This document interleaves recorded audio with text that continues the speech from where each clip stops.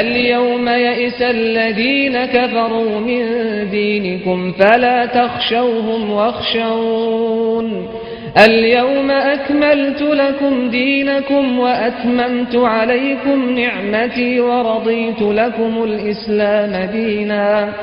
بسم اللہ الرحمن الرحیم. الحمد للہ رب العالمین وصلی اللہ علی محمد وآلہ الطاہرین ولعنۃ اللہ علی اعدائهم اجمعین الى قیام یوم الدین. وقال سبحانہ وتعالی هو الذی بعث فی الامیین رسولا منهم یتلو علیہم آیاتہ ویزکیہم ویعلمہم الکتاب والحکمہ وان کانوا من قبل لفی ضلال مبین. بحار الانوار میں علامہ مجلسی نے رسول اللہ صلی اللہ علیہ وسلم کا ایک معجزہ نقل کیا، اور یہ معجزہ اس وقت نمودار ہوا کہ جب آپ جنگ خندق میں خندق کھودنے میں مصروف تھے. واقعہ یہ ہے کہ جنگ خندق کا مشورہ جناب سلمان فارسی نے دیا. رسول اللہ صلی اللہ علیہ وسلم نے اس مشورے کو قبول فرمایا، اور پھر اس کے بعد رسول اللہ اور اصحاب نے مل کے خندق کھودی. سب کے درمیان تقریباً 10 ذرا یعنی 10 ہاتھ کے برابر زمین کھودنے کی ذمہ داری عائد ہوئی. ایک وقت آیا کہ رسول اللہ صلی اللہ علیہ وسلم کے پاس جناب جابر ابن عبداللہ انصاری تشریف لائے اور فرمایا کہ خندق کھودنے کے دوران ایک پتھر ظاہر ہوا ہے کہ جس کو راہ سے ہٹانا تقریباً ناممکن ہے اور وہ ٹوٹ نہیں رہا. آپ اپنی جگہ سے کھڑے ہوئے اور اس پتھر کے پاس پہنچے تو کچھ پانی منگایا اور اپنے دہان مبارک میں داخل کیا، اور اس کے بعد وہ پانی پتھر پر چھڑک دیا، یعنی تھوڑا سا پانی اپنے منہ میں داخل کیا اور اس کے بعد پتھر پر کلی کر دی، اور اس کے بعد آپ نے پتھر پر وار کیا تو ایک نور ظاہر ہوا، اور اس میں کچھ چیزیں نظر آئیں لوگوں کو. اس کے بعد آپ نے دوبارہ وار کیا تو کچھ نور ظاہر ہوا، اس میں کچھ چیزیں نظر آئیں. اس کے بعد آپ نے تیسرا وار کیا تو پتھر ریزہ ریزہ ہو گیا. آپ نے اپنے اصحاب سے سوال کیا کہ کیا تم نے کچھ دیکھا؟ تو سب نے کہا کہ ہاں ایک نور ظاہر ہوا. تو آپ نے پوچھا اس نور میں کیا تھا؟ تو کہا کہ جب آپ نے پہلا وار کیا تو ہم نے شام کے محل دیکھے، اور جب دوسرا وار کیا تو عراق اور ایران کے محل دیکھے، اور مختلف جگہ کے محل اس میں نمودار ہوئے. آپ نے ارشاد فرمایا کہ جو کچھ تم نے دیکھا ہے عنقریب وہاں پر اسلام کا غلبہ ہوگا. اس معجزے کے ساتھ ساتھ در حقیقت ایک اور معجزہ ظاہر ہوا، اور بشارت رسول اللہ صلی اللہ علیہ وسلم کی صورت میں تھا، اور جو کچھ اصحاب نے اس وقت دیکھا تھا وہاں اسلام پہنچ گیا.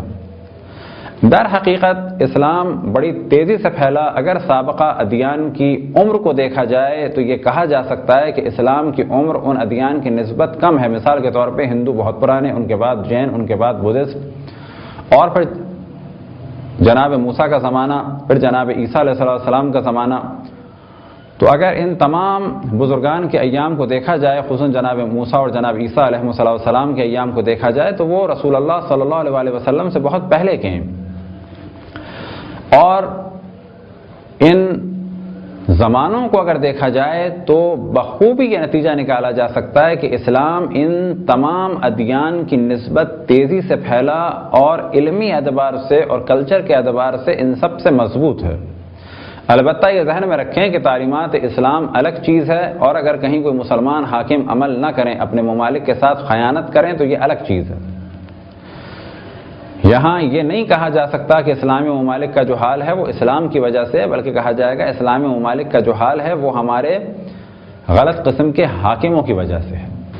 معجزات رسول اللہ تو بے شمار ہیں، اور انہی معجزات میں سے ایک معجزہ خود جسم اطہر رسول اللہ ہے. اور ہر عضو رسول اللہ در حقیقت ایک اللہ سبحانہ و تعالیٰ کی عظیم نشانی ہے کہ جس سے معجزات ظاہر ہوتے ہیں. اس جانب پہلے بھی ہم نے توجہ دلائی کہ رسول اللہ صلی اللہ علیہ وسلم کی تمام زندگی معجزات سے بھرپور ہے. زندگی کے ہر مرحلے میں خداوند تبارک و تعالیٰ نے انسانوں کی ہدایت کے لیے عجیب و غریب جلوے ظاہر کیے، معجزات ظاہر کیے، تاکہ کہ جب نبوت کا سلسلہ ختم ہو جائے تو لوگ یہ نہ کہہ سکیں کہ ہم تک ہدایت نہیں پہنچی. رسول اللہ صلی اللہ علیہ وسلم کے دہن مبارک کا یہ کمال کہ اگر آپ پانی پی کے کسی کنویں میں ڈال دیں کہ جو خشک ہو چکا ہو تو وہ بھر جائے، اور اگر وہی پانی آپ کسی کھارے کنویں میں ڈال دیں تو وہ میٹھا ہو جائے.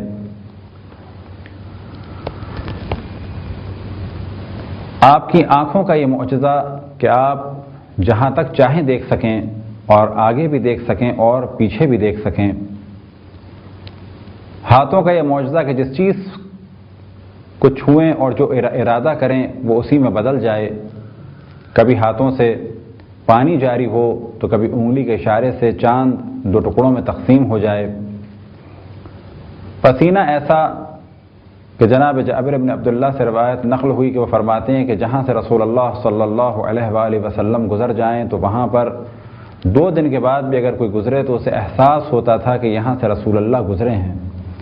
اور بعض روایتوں میں نقل ہوا کہ جناب ام سلمہ صلوات اللہ وسلام علیہا رسول اللہ صلی اللہ علیہ وآلہ وسلم کے پسینے کو جذب کر کر جمع کر کر کسی چیز میں رکھ لیتی تھیں اور اسے عطر کے طور پہ استعمال کرتی تھیں۔ کسی پانی میں ملا دیا جائے تو وہ پانی بھی بہترین عطر کی خوشبو دیتا تھا۔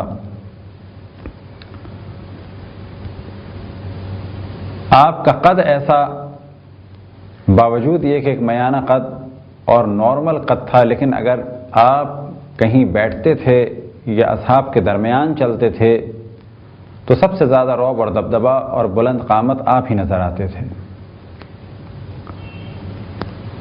آپ کے پاؤں کی ایسی تاثیر کہ جس چیز کو چاہیں آپ اپنے پاؤں سے مس کریں اور جو نیت کرے وہ اسی میں بدل جائے۔ لہذا ہم نے غار حرا کے بارے میں ایک معجزہ نقل کیا کہ جو علامہ مجلسی نے بحار الانوار میں نقل کیا۔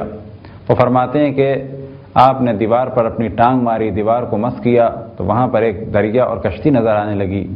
اسی طرح سے رسول اللہ صلی اللہ علیہ وآلہ وسلم کے جسم اطہر پر بادل سایہ کرتا تھا، اور اسی سائے کی وجہ سے اور بادل کی وجہ سے بحیرہ راہب نے جناب رسول اللہ صلی اللہ علیہ وآلہ وسلم کو پہچانا۔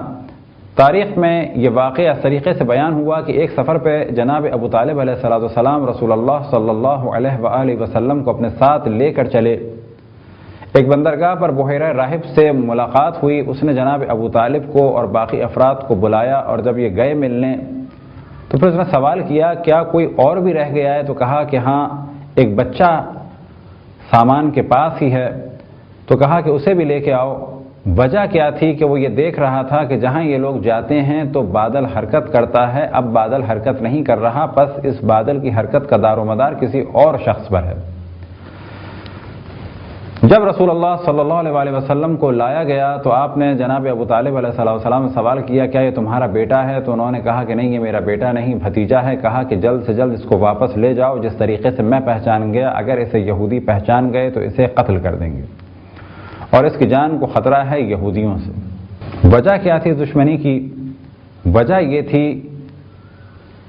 کہ یہودی انتظار تو کر رہے تھے آخری نبی کا، لیکن وہ یہ سمجھتے تھے کہ وہ ہم ہی میں سے ہوگا، لہذا وہ رسول اللہ کے بھی دشمن تھے، اور رسول اللہ صلی اللہ علیہ وآلہ وسلم کے والد ماجد حضرت عبداللہ کے بھی دشمن تھے۔ اور روایات میں اس جانب توجہ دلائی گئی کہ جناب عبداللہ کو یعنی والد ماجد رسول اللہ کو، جو رسول اللہ صلی اللہ علیہ وآلہ وسلم کی ولادت سے کچھ دن پہلے دنیا سے رخصت ہو گئے، اور تاریخ میں یہ موضوع واضح نہیں ہے، لہٰذا بعض افراد نے یہ بھی احتمال دیا کہ شاید آپ کو زہر دیا گیا، کیونکہ 25 سال کی عمر میں جب آپ مدینے سے گزرے تو اچانک آپ کی وفات ہو گئی، اور یہ وفات در حقیقت شاید زہر ہی سے ہوئی۔ بعض نے یہ احتمال دیا، اور وجہ کیا تھی کہ پہلے بھی یہودی جناب عبداللہ کو زہر دے چکے تھے، اور وجہ یہ تھی کہ وہ ان کی پیشانی پر نور نبوت دیکھ رہے تھے۔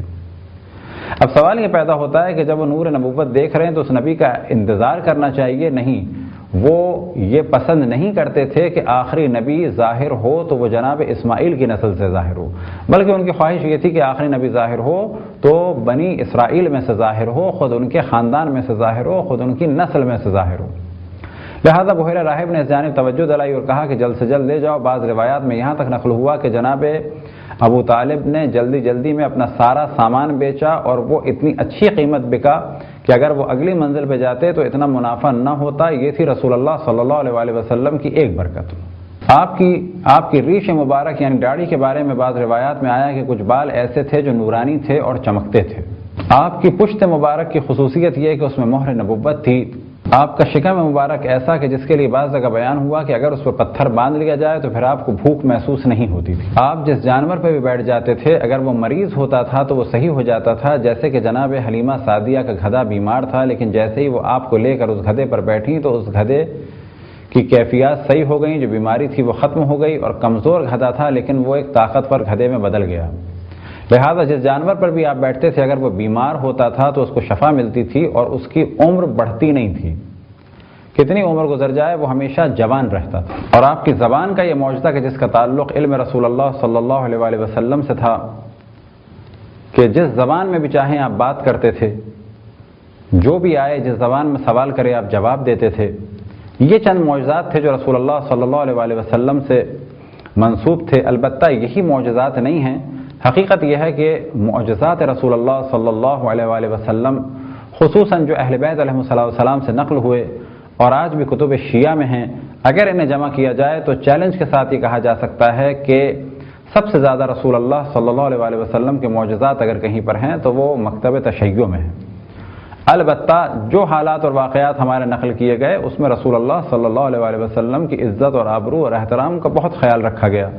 آخر میں اگر آپ کا ایک معجزہ بیان کیا جائے تو صرف اتنا کہہ دینا کافی ہے کہ آپ کے معجزات کا سلسلہ ہر دور میں جاری رہا، کبھی آپ کے جسم اطہر اور ذات اقدس کے ذریعے سے تو کبھی پھر آپ کے نفس کے ذریعے سے، اس نفس کے جس کا نام تھا علی ابن ابی طالب۔ تو در حقیقت جتنے بھی معجزات مولا علی کے تھے تو وہ بھی رسول اللہ صلی اللہ علیہ وآلہ وسلم ہی کے تھے، کیوں کہ ہم مولا علی علیہ السلام کو اور پھر باقی ائمہ علیہ السلام کے جتنے بھی معجزات ہیں در حقیقت ان کو رسول اللہ صلی اللہ علیہ وآلہ وسلم کے ہی معجزات مانتے ہیں، ان کے تمام فضائل کو ہم رسول اللہ صلی اللہ علیہ وآلہ وسلم ہی کے فضائل مانتے ہیں۔ ہم قائل ہیں کہ ائمہ علیہ السلام جانشین ہیں رسول اللہ کے وہ جانشین ہیں، اور جو کچھ ان کے پاس ہے وہ رسول اللہ صلی اللہ علیہ وآلہ وسلم کی جانب سے ہے، اور سب سے بڑا ان کا مقام یہ کہ وہ اللہ سبحانہ و تعالیٰ کی معرفت کے سب سے بلند مقام پر فائز سے بعد رسول اللہ، اور پھر یہ کہ وہ رسول اللہ صلی اللہ علیہ وآلہ وسلم کے جانشین تھے۔ بس جو بھی بیان کیا جائے ائمہ اہل بیت علیہ السلام کے لیے، خصوصاً مولا علی علیہ السلام کے لیے، تو یاد رکھیں کہ وہ ان کے فضائل تو ہیں لیکن در حقیقت وہ فضائل ہیں رسول اللہ صلی اللہ علیہ وآلہ وسلم کے۔ اور جب بھی ہم فضائل مولا علی علیہ السلام کو بیان کرتے ہیں تو اس جانب توجہ دلاتے ہیں کہ یاد رکھیں کہ یہ مولا علی علیہ السلام کے جن کو ہم مانتے ہیں اور جن کے فضائل بیان کرتے ہیں وہ رسول اللہ صلی اللہ علیہ وآلہ وسلم کے جانشین ہیں اور خلیفہ ہیں، اور وہ فرماتے ہیں رسول اللہ کے لیے انا عبد من عبید محمد، میں محمد کے غلاموں میں سے ایک غلام ہوں۔ یہ مختصر سی گفتگو تھی رسول اللہ صلی اللہ علیہ وآلہ وسلم کے معجزات کے بارے میں۔ خداوند تبارک و تعالیٰ سے دعا ہے کہ ہمیں اپنے رسول، اپنی حجتوں، خصوصاً امام زمان علیہ السلام کی معرفت اور اطاعت کی توفیق عطا فرمائے۔ وصلی اللہ علی محمد و آلہ الطاہرین۔